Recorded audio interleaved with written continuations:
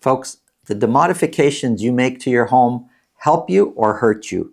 I'll get into that, and then the latest home prices and insights for the Peel and Durham region for week ending March 19th, 2025. Not long ago, we were viewing a property with one of our buyer clients. Now, our clients wanted 4 bedrooms and in a specific area, and that's what we were showing them. And we went into this one home. My clients were pretty excited about seeing this home. They had this big, new, beautiful principal ensuite and this massive closet off the principal bedroom. And so we're there, we're looking. We couldn't find the 4th bedroom. And as we look a little bit closer, we come to the conclusion that the reason the principal bathroom is so big and beautiful and why the principal closet is so big and large is because they expanded those into what would have been one of the 4 bedrooms. And from the hallway, there's no more door, and the entrance is, I guess, the closet has been expanded into the bedroom, and so has the bathroom. So that bedroom has disappeared. I called the agent and I said, why are you promoting this as a 4-bedroom home when it's clearly no longer? It used to be at one time, and Land Registry still has it as a 4-bedroom, but it is clearly not a 4-bedroom. And the agent's attitude is, well, your clients can convert it back if they want.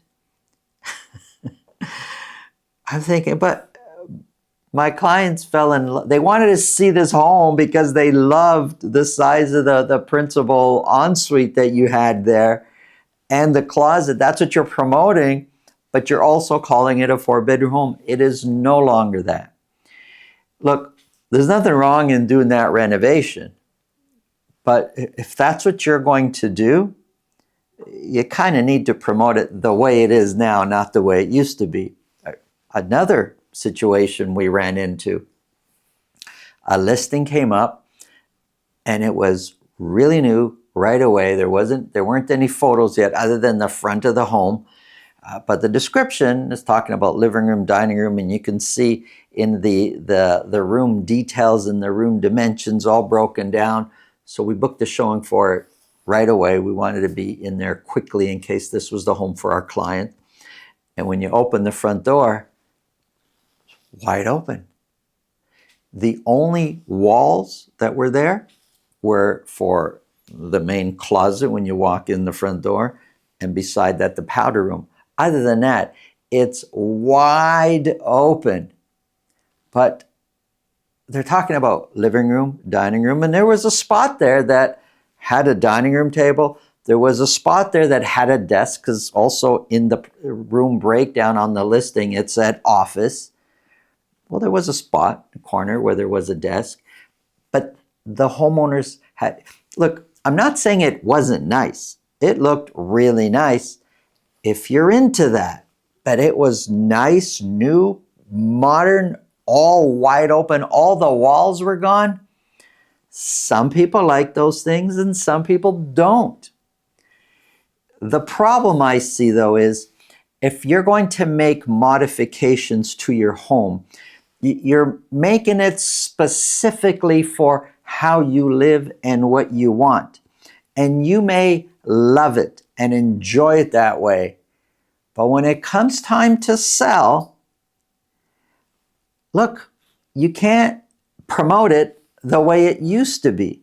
So if you removed a bedroom to make a big, beautiful ensuite, that's where your focus should be, in promoting the big, beautiful ensuite, but it's now 3-bedroom home.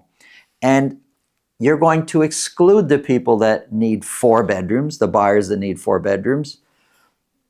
But the 3-bedroom buyer that sees this might be willing to pay more because of how beautiful you made it. So if you're going to make modifications, understand that's how you're going to be promoting the home. You can't kind of have it both ways. You can't open concept and start talking about individual rooms in your description. It makes no sense. You can't lose a bedroom and act like, yeah, no problem, snap your fingers and it'll be back. It's not that simple. So make the modifications you want, keeping in mind that whatever you do, that's how it's going to be promoted. If you think this video can help somebody you know, please pass it along. If you get value from what we're talking about, subscribe. And if you want to speak with me about your real estate situation, selling, buying, so simple. Below this video in the description, there's a link to my calendar. Click on that or go directly to tsre.ca. My calendar will be there. Pick a date and time that suits you, and we'll talk about whatever's on your mind. Now, let's get into the numbers.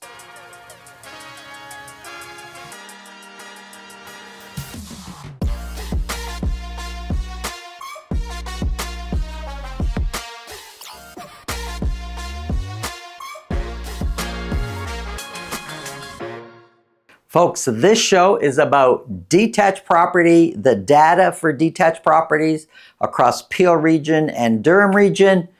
But we want to bring to your attention 2 townhouses. The links will be on the screen at the end of the show. Have a look.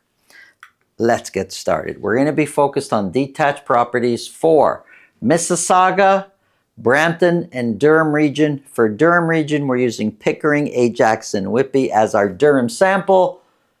Average prices look like trending down across these areas that we're talking about today. We're going to start off with Mississauga. For week ending March 19th, 30 detached properties were sold. No properties sold at $2 million or more. I would expect sales to be increasing at this time of the year. They're not. There's a lot of areas where sales are not increasing.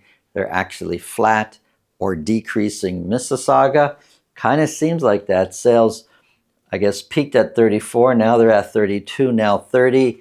So yeah, I'm putting their trending down, but it's only off by a couple of sales each week. We'll see what happens over the next few weeks. Average sold price, though, has been consistently coming down for a few weeks now.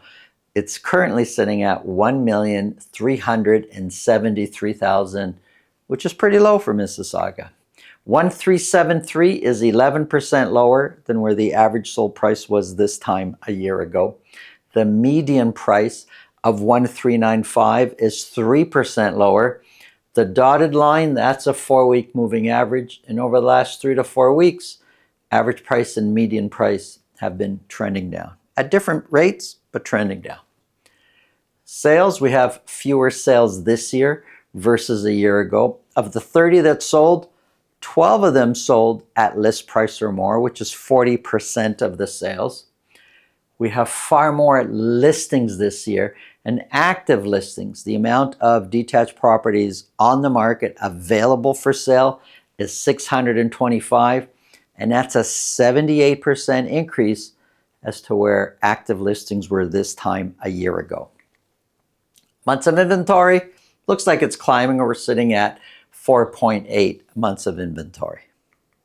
Here is Brampton. 31 detached properties were sold.